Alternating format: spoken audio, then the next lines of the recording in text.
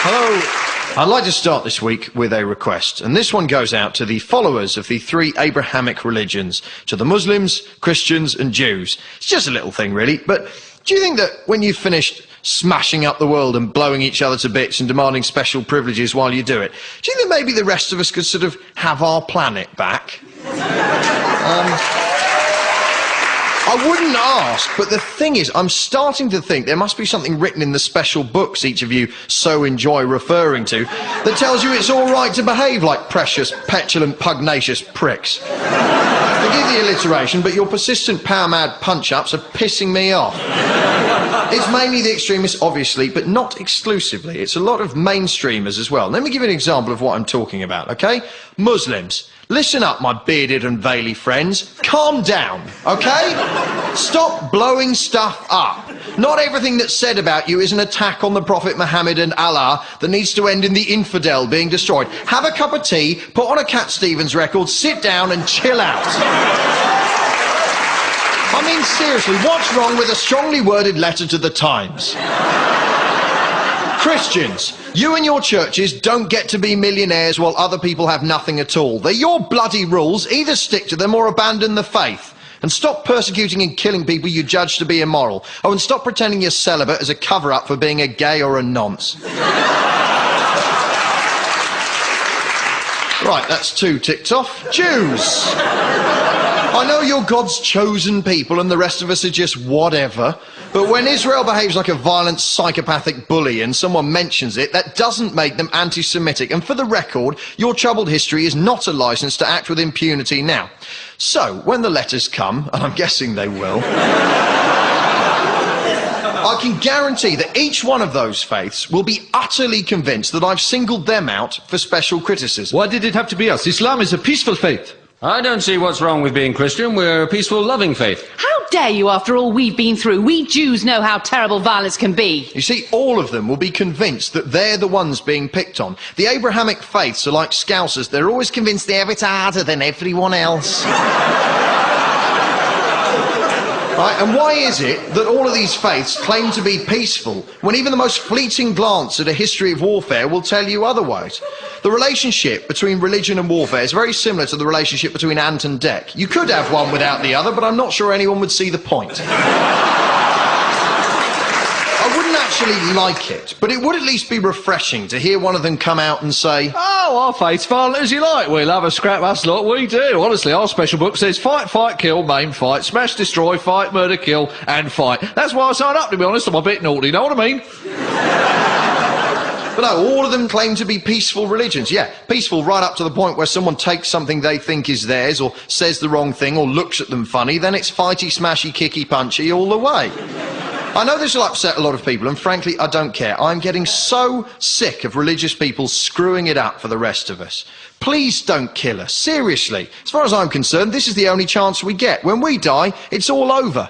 There's no virgins and pearly gates waiting for us, no big beardy man saying... Right, so how do you think that went then? Bit mixed? Ooh, killed a lot of people in my name, I see. Yeah, not really what I had in mind, actually. Tell you what, have another go as a worm. While we're at it, I'm sick of religious people forcing their children to define themselves by their parents' faith. A 4-year-old is no more a Christian than he is a member of the Postal Workers Union. We want a fair working wage, decent working conditions, and time allotted to see the new Transformers film, said a spokesman. This week, Lydia Playfoot, who took Millet's school in Horsham to the High Court so she could wear jewellery to prove she's staying a virgin for Jesus, lost her case. Good. I'm glad. I don't care how many times her parents claim it was her idea. Rules is rules. And if you want to wear a ring that tells everyone you're not having any sex, you can get married like the rest of us.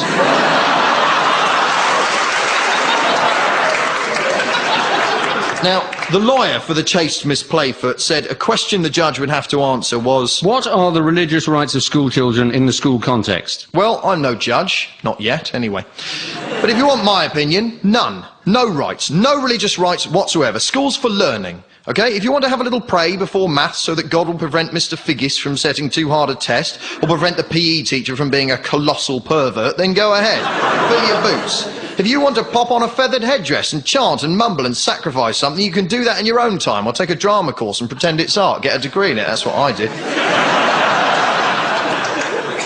The lawyer, Mr. Diamond, argued, Secular authorities cannot rule on religious truth. Well, Mr. Diamond, I'm going to assume you're not related to the Neil Diamond, because he rocks. Yes, I like Neil Diamond and Prince. And I'm married, go figure. But my point is, religious truth is a foxy one, because religion, by its very nature, doesn't tend to concern itself with truth. There simply isn't time for truth. By the time all the singing and candle lighting and toadying and condemning and hiding from science is done, truth's given up and gone to the pub for a pint. Here's the truth, right? Faith is about as interested in truth as I am in hanging out with Anthony Worrell Thompson, i.e. not very. Now, I know that most religious folk are moderate and nice and reasonable and wear tidy jumpers and eat cheese like real people. And on hearing this, they'll mainly feel pity for me rather than issue a death sentence. But they have to accept that they are the power base for the nutters. Without their passive support, the loonies in charge of these faiths would just be loonies, safety, locked away and medicated. Somewhere nice, you know, with a view of some trees where they can claim they have a direct channel to God between sessions, making tapestry drinks coasters, watching Teletubbies and talking about their days in the Hitler Youth. The ordinary faithful make these vicious, tyrannical thugs what they are. See, I get very angry that shows like Big Brother and Celebrity Insert Title of Wretched Show Here still fill our lives with vapid, pointless emptiness. And I wish the producers and development executives would crawl back under the rocks they emerge from. But the truth is, they sell stuff that people consume. Without the audience to prop it up, Heat magazine and fundamentalist religious fanaticism goes away. Imagine what humanity might be capable of if we had that much spare time. We could explore space properly, have a decent look in the sea, find a cure for James Blunt, anything. Thank you very much. Letters to the usual address.